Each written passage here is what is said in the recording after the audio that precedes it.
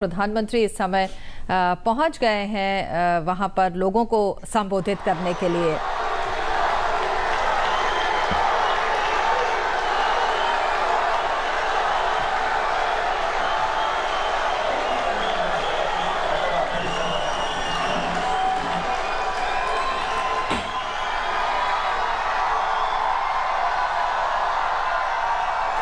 Ladies and gentlemen, Negara Ku.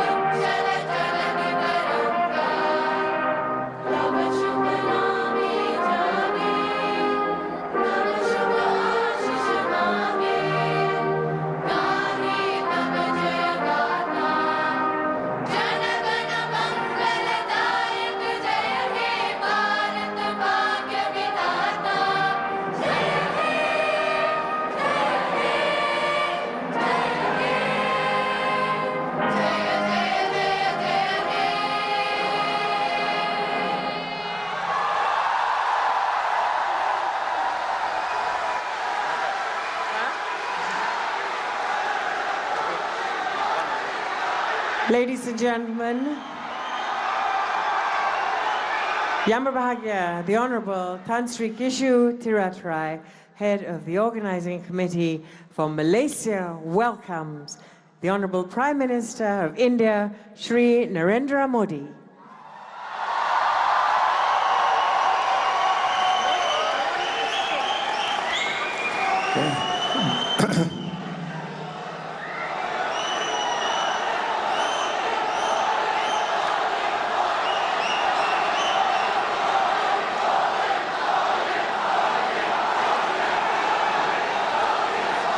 Good evening, ladies and gentlemen. Sorry, can I have your attention? Selamat datang and a very good evening to you. Your Excellency, the Honorable Shri Narendra Modi, Prime Minister of India,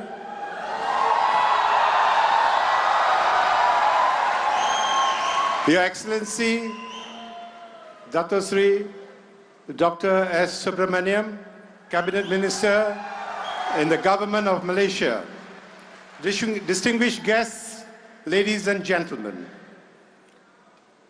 I have this distinct honor of introducing a unique individual, a visionary, a man who rose from humble beginnings selling tea at railway platforms.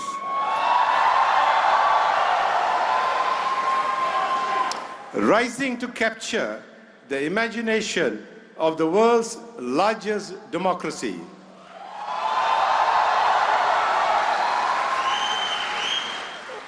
On 1.2 billion Indians in India and many more elsewhere in the world. He is the spark that has emboldened the giant and has begun to drive one of the largest economy towards greater glory. He has been greeted by Indian diaspora from the United States through United Kingdom and elsewhere But I can assure you, sir, that the diaspora that meets in Malaysia is vastly different.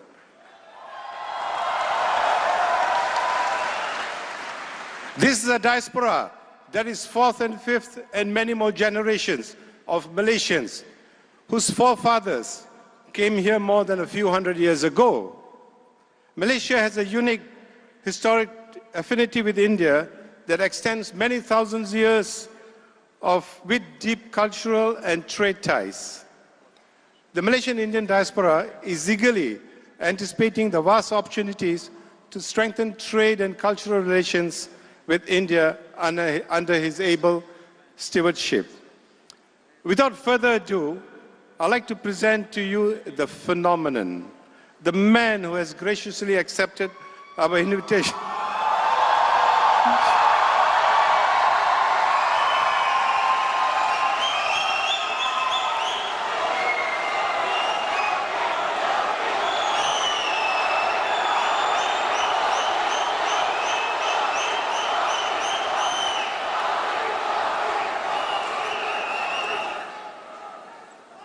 The man who has graciously accepted our invitation to one-of-a-kind, an event organized by 90 GOs or NGOs representing Indians of multi-ethnic, multicultural backgrounds to address 15,000 people who have gathered in this convention center. And one of the largest diaspora of Indians anywhere in the world. Ladies and gentlemen, I present to you His Excellency, Shri Narendra Modi ji, Prime Minister of India.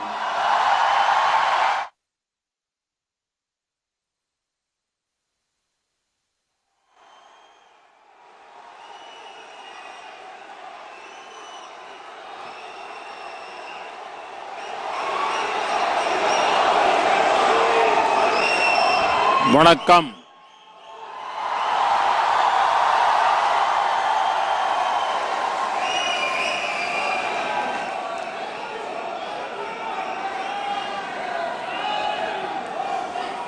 My dear friends, brothers and sisters, Unglil Palar, Tamil Nadu, Cheram Davargala, Ungalanai Varakkam Vanakkam. Indiavin Valarchil, Tamil Natin Pagamukiyam. Namaskar. I am delighted to visit Malaysia and to be with you here in this huge arena. It's a true pleasure. For me, India is not confined to its territory. India also exists in every Indian. In every part of the world, India is in you. As I stand before you, I reminded of the words of the great Tamil saint Tiruvalluvar.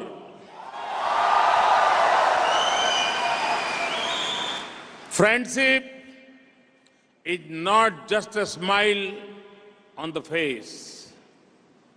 It is what is felt deep within a smiling heart.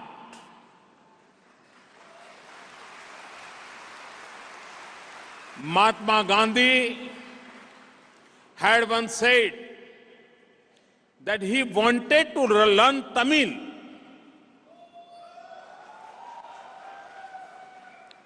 To study Tiruvalluvar's Thirukaral. And in its original form, as there was no one who had given such treasures of wisdom as he had. The saint's words on friendship capture the feeling that get each time I come to Malaysia. It does not matter whether I came here without office or I come now as a Prime Minister of India. I've felt the same embrace of friendship and welcome. The love and friendship of the Malay Indians has always had a special place in my heart.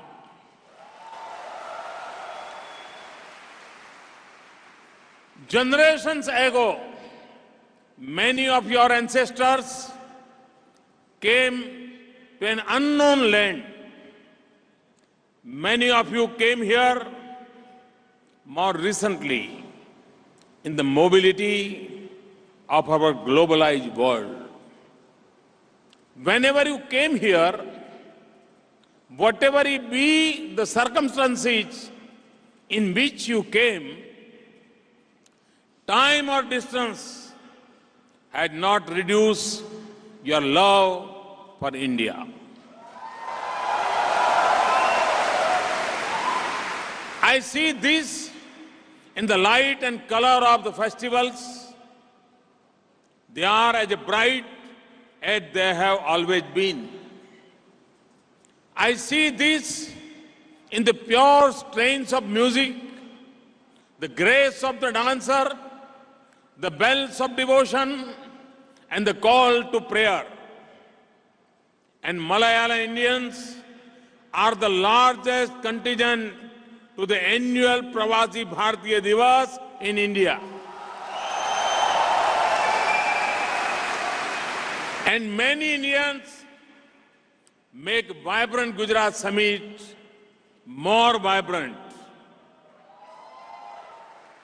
India and Malaysia were once under the same colonial power. We both became free within a decade of each other. And independent India owes a debt of gratitude to Malay Indians. The glory of India's freedom struggle was written in part by the struggles and sacrifice of Malay Indians. Thousands of your forefathers came forward to join Netaji Subhash Chandra Bose and the Indian Nation Army.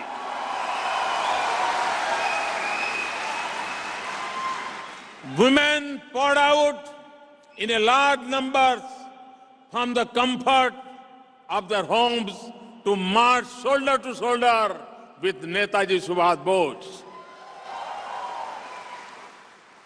Today, I pay special tribute to Puan Sri Captain Janki Athi Nahappan,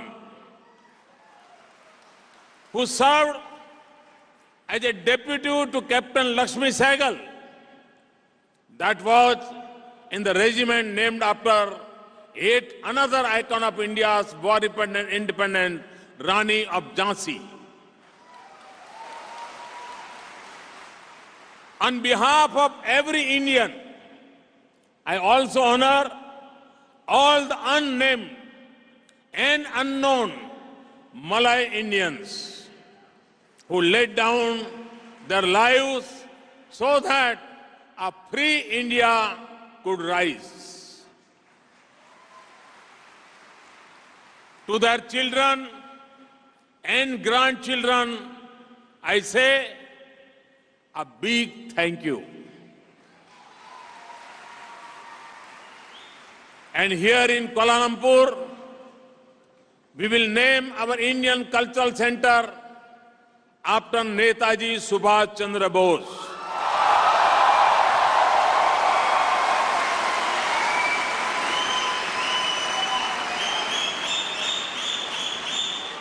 70 years ago, a tragic and deadly world war came to an end. I also pay homage to the countless Indian soldiers who lost their lives in the battlefield of Malaysia. A majority of those who laid down their lives were Sikhs. Their blood is permanently mixed with the soil of Malaysia. It was a war that mattered for both our countries, and their blood in the Malaysian soil now forms a bond between our two countries that can never be erased. And the valor and duty they stood for is alive in the spirit of the Punjab regiment, the Sikh regiment, the Jat regiment, and the Dogra regiment in India. We are prepared to work with the government of Malaysia to build a war memorial to our fallen soldiers at the site of Battle of Kampar in Perak.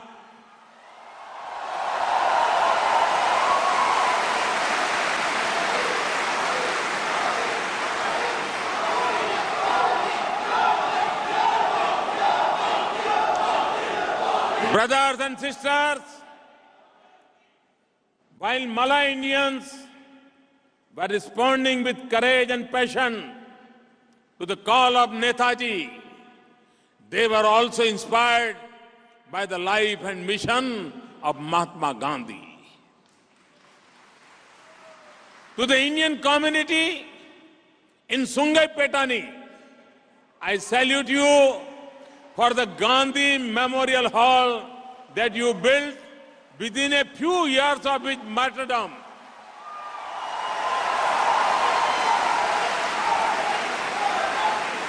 You had not met him.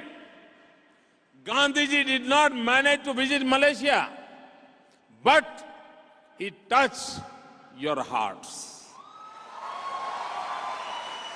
And as a community, you came together to build that memorial on your own, to honor his memory, in respect for his principles, in a tribute to what he had done for Mother India and mankind. There are few things that can be as moving as these: a homage in silence, expressed in action, and built into a living memorial. And it is my proud privilege to announce that we will install a bust of Mahatma Gandhi at the Gandhi Memorial Hall.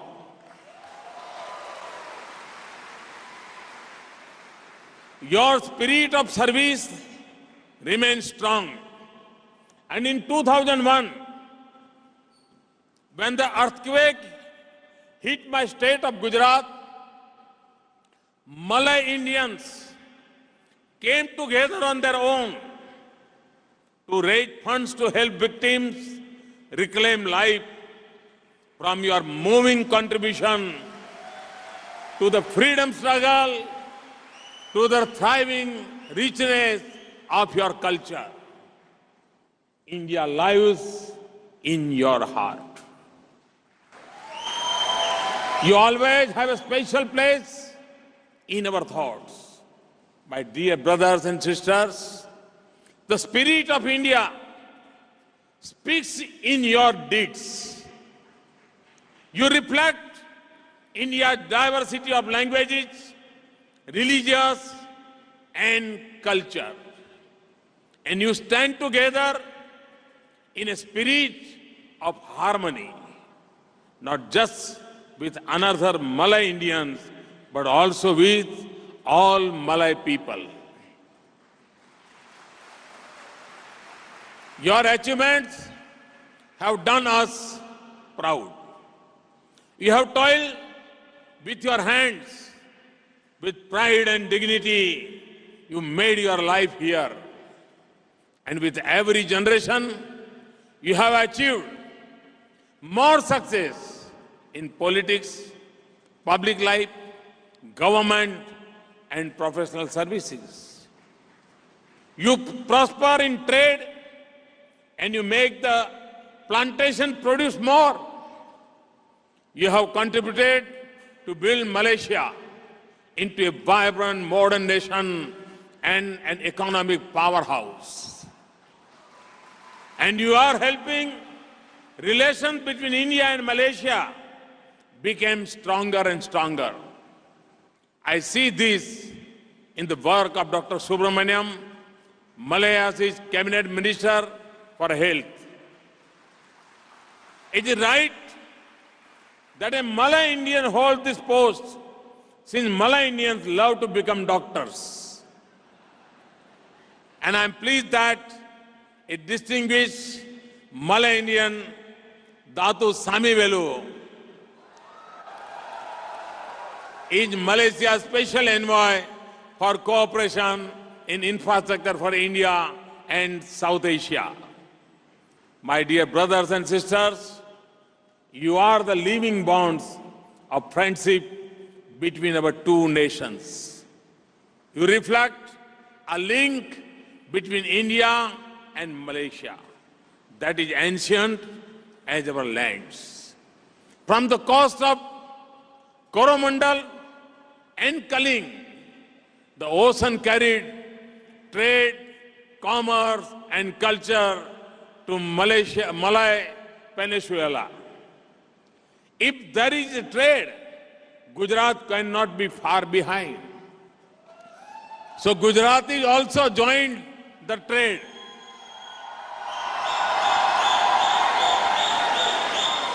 In the ruins of the Bujang Valley, in the state of Kedah, we see the glory of the great Pallav and Chola dynasties in Tamil Nadu.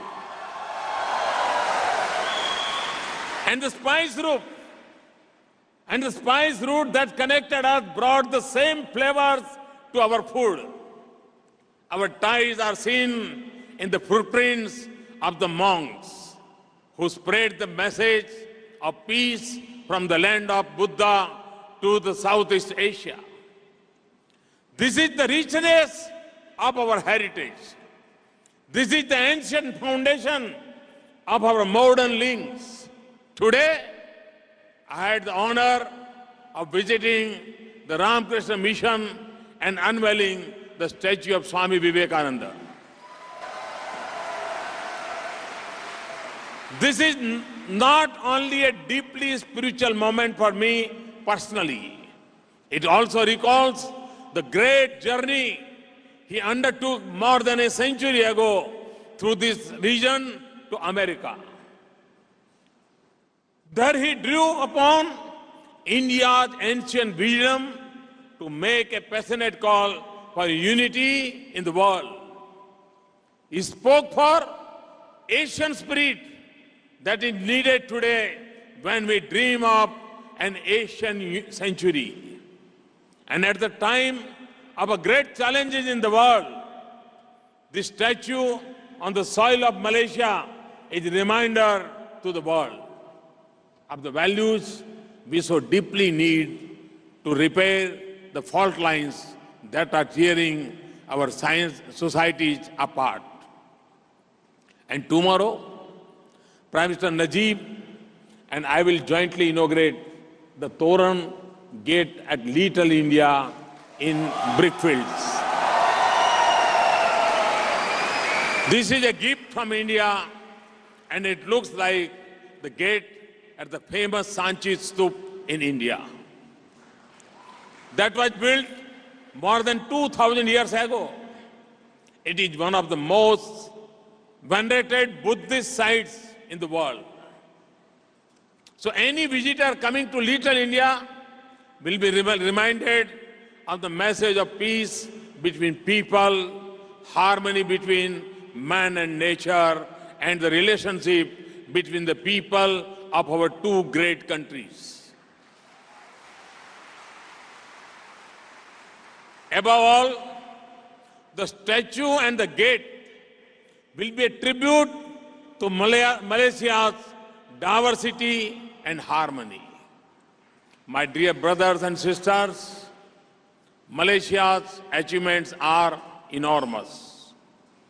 Just 6 decades after Malaysia gained independence, this nation of 30 million people has much to be proud of.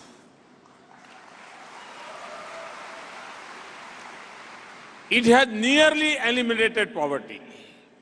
It has placed basic needs within the reach of its entire population. It has achieved nearly 100% literacy, and it is providing jobs to everyone who needs it or wants it. Its tourism sector is flourishing, and has preserved its beautiful gifts of nature. Its infrastructure is world class. It ranks very high on the ease of doing business. And for 5 decades, it has averaged a growth rate of over 6% per year. And this is a truly extraordinary achievement of any country. One of the famous tourism slogan of Malaysia is, Malaysia, truly Asia.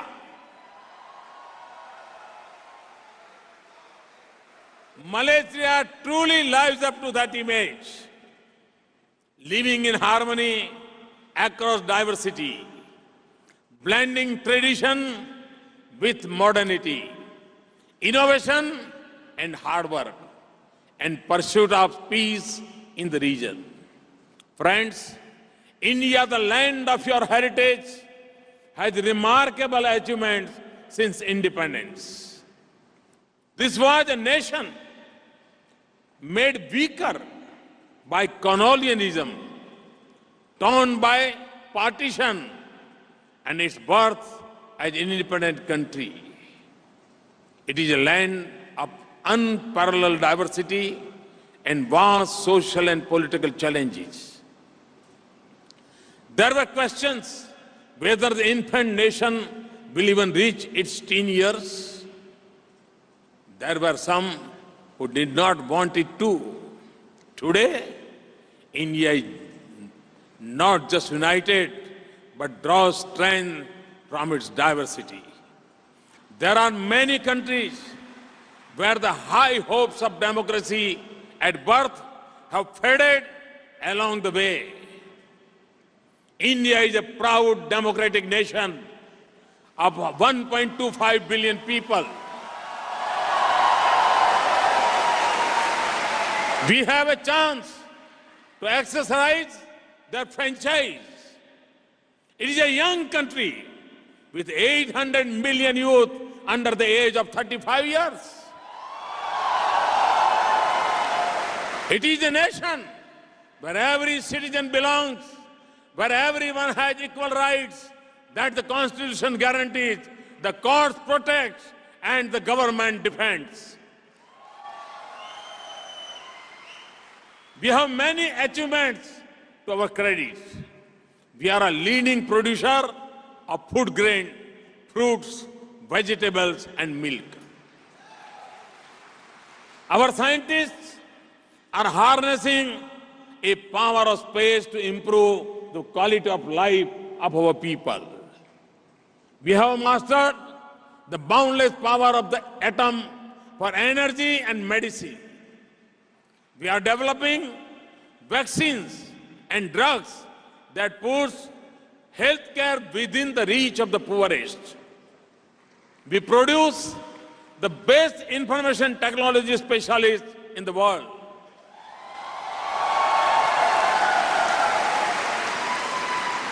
We produce doctors and engineers who serve the world. And we are making products that are finding their way into the global market. Our external relations advances peace in the world. The Indian Armed Forces contribute to region's security and stability. They assist all in humanitarian disasters without asking their nationality. And our forces participate in peacekeeping missions around the world. We have generations of our leaders to thank for bringing us this far. But we know that we have a long way to go. The challenges we face and the goals we must pursue are evident in villages and cities. And my government had come into office to change that.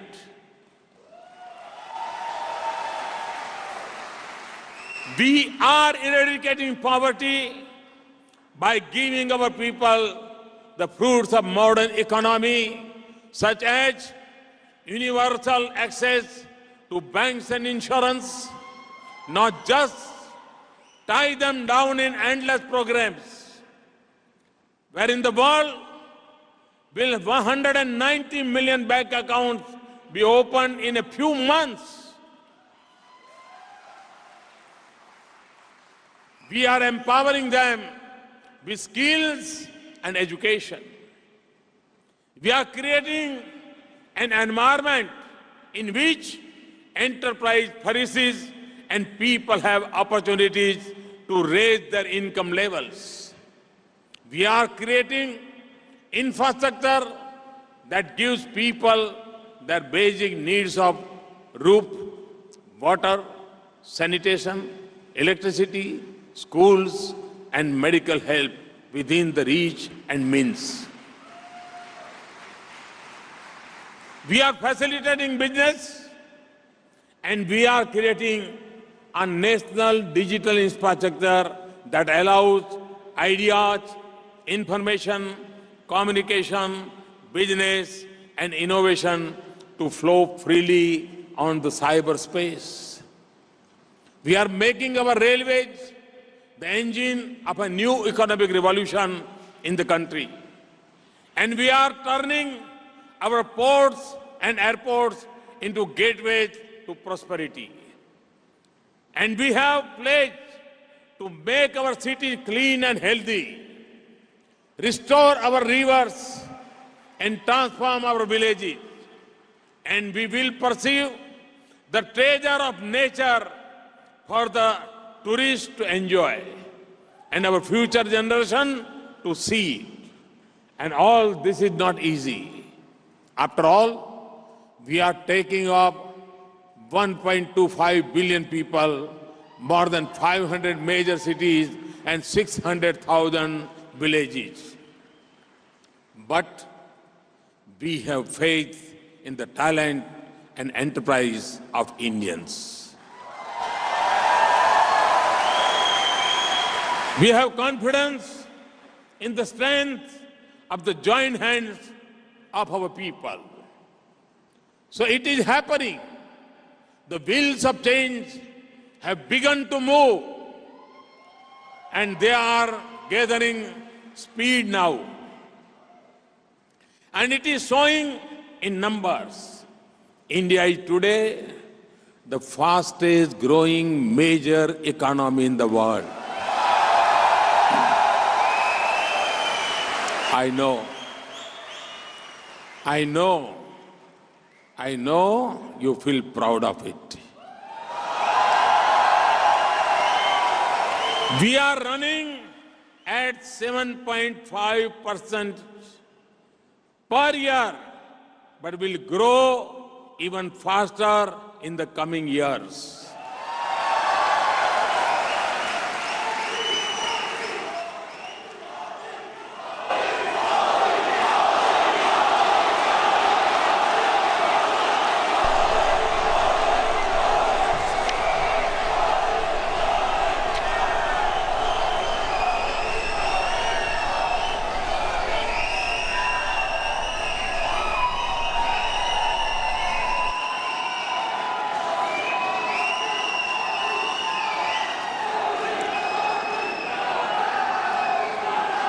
Every major global institutions has placed its bets on India growing strongly. This is at a time when the rest of the world, including parts of this region, is experiencing a slowdown. There is a change in the cities. There is a momentum in the villages. And there is a confidence in our citizens, especially our youth. And there is change in the way government is working.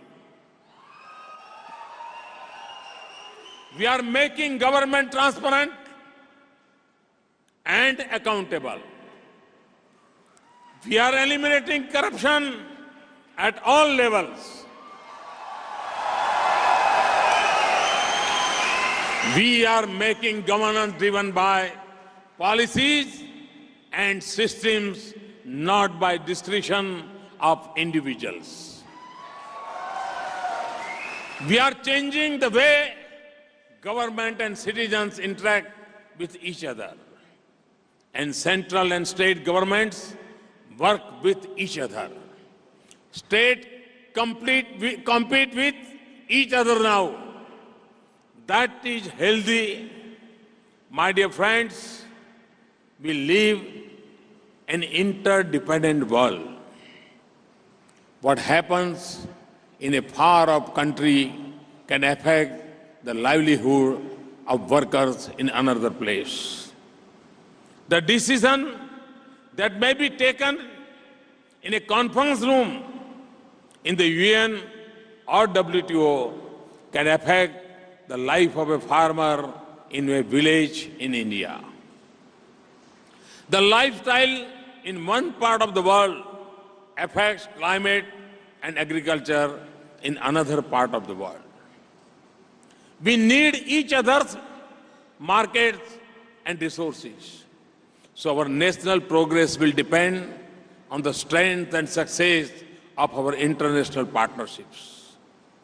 We do not have to look far to find friends and partners. Southeast Asia is our neighbor on land and sea.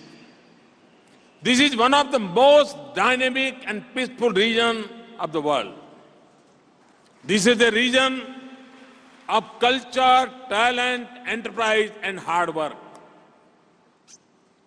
India has excellent relations with all Southeast Asia countries.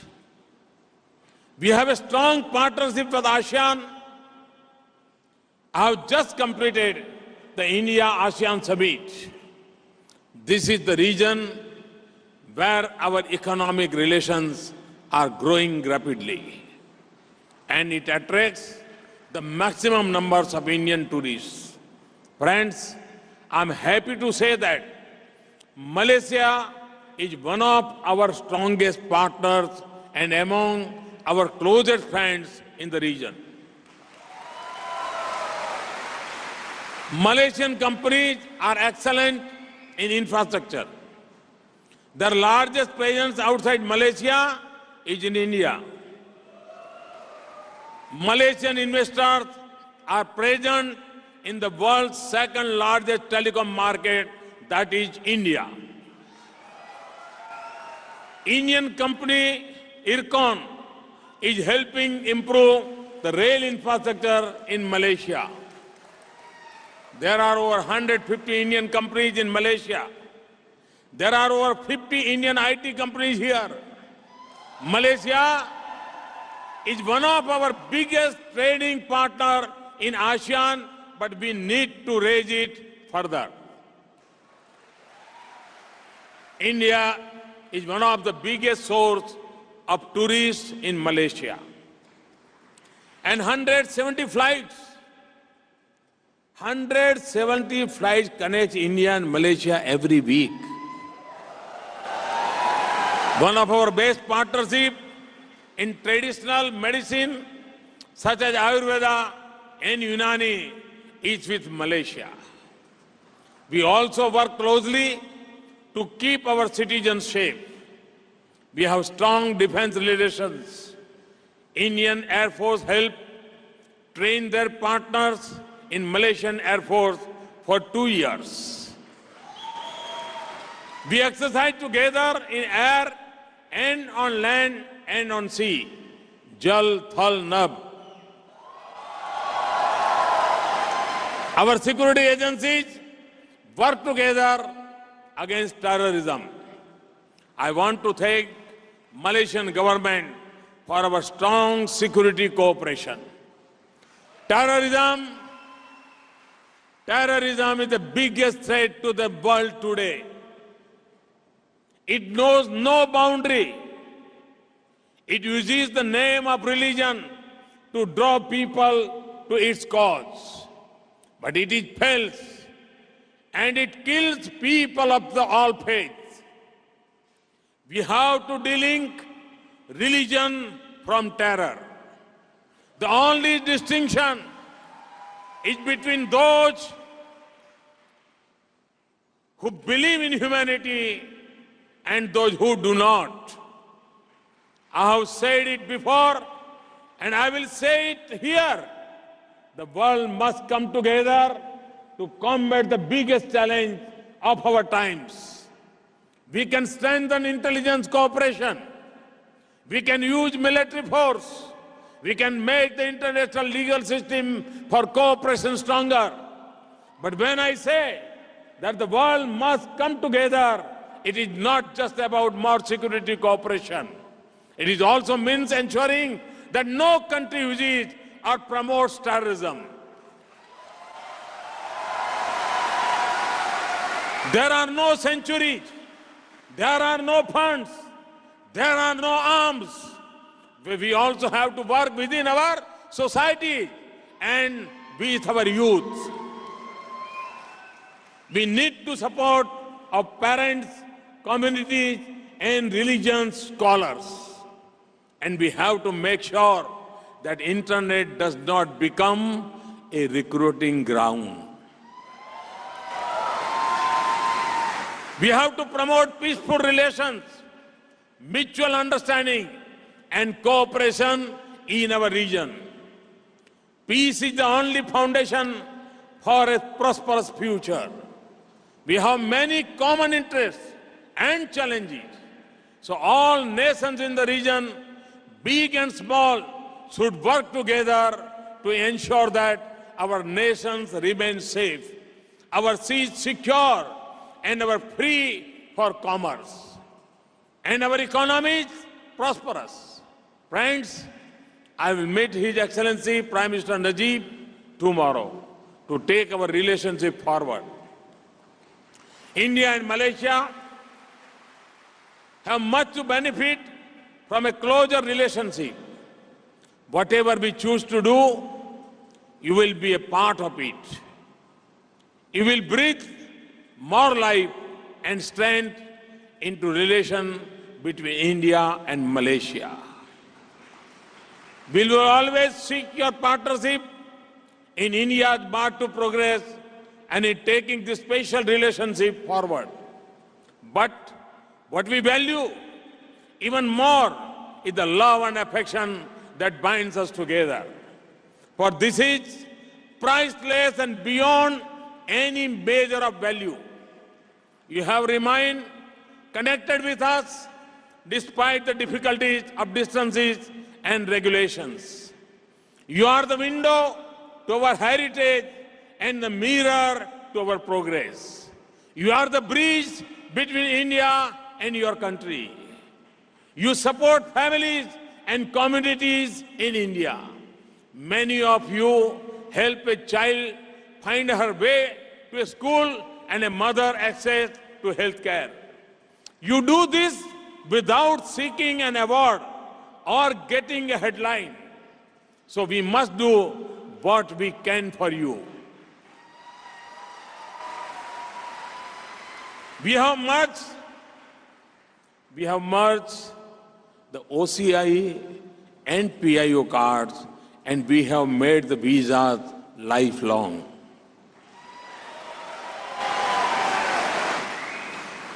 Besides Indian origin, up to fourth generation is enough to register for OCI now.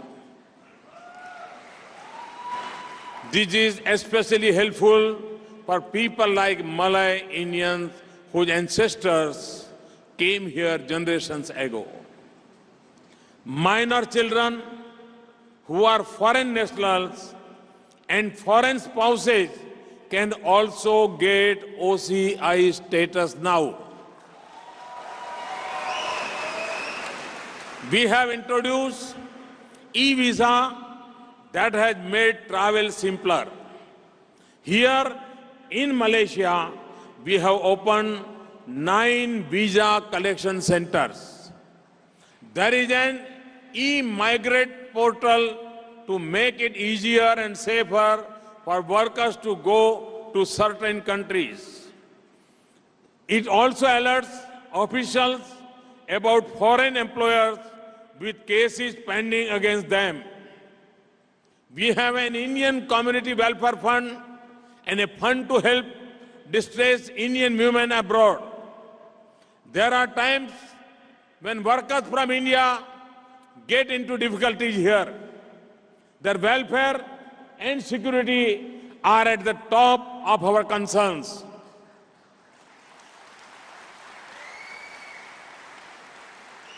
Last year, we assisted more than 8,000 Indian workers to return home safely.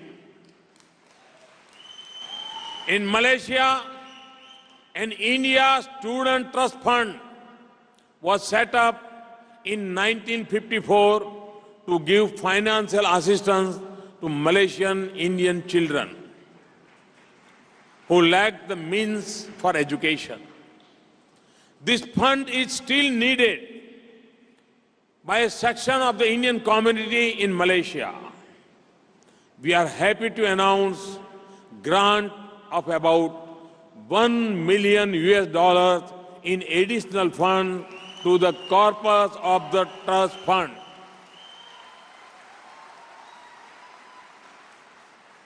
Thousands of your children go to India to become doctors. While doctors are critical need for our societies, I hope that you will take the opportunity to get education in other areas as well. Malaysia and India should immediately recognize the degrees conferred by both our countries. This is something I intend to take up with Prime Minister Najib.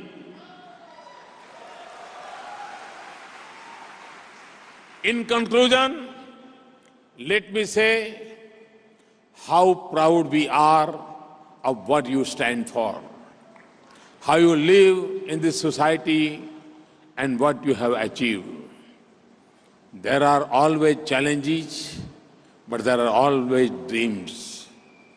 And each succeeding generation has been defined more by their successes than by their challenges. So I ask you to continue to pursue your dreams for yourself, for Malaysia, and for our two great nations. I want to leave with you the words of a great son of India, a great symbol of humanity, who also came from the source of Tamil Nadu, the late former President APJ Abdul Kalam.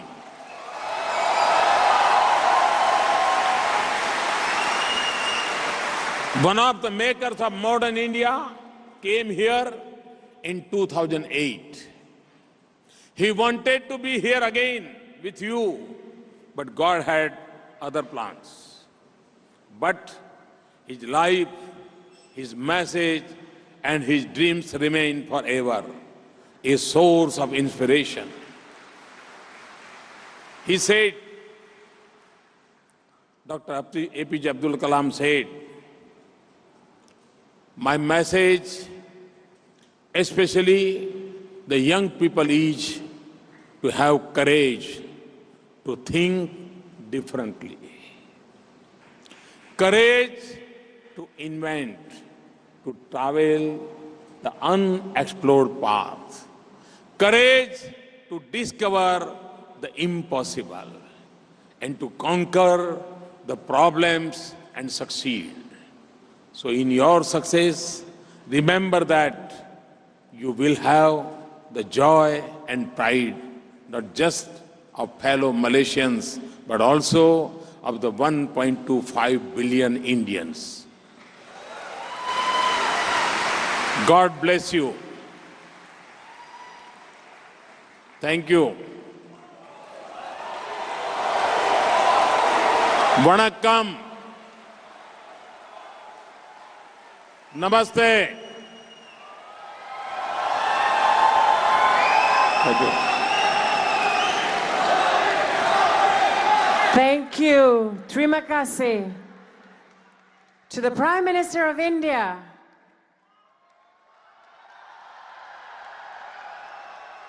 Shri Narendra Modi.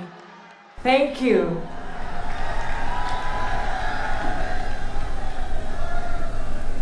We'd like to invite Tan Sri Kishu now and Minister in Attendance, the Honorable Datuk Sri Subramaniam, to accompany the Prime Minister of India to leave the event. May we say thank you to the organizing committee for all their hard work to make this successful event. Please give them a round of applause.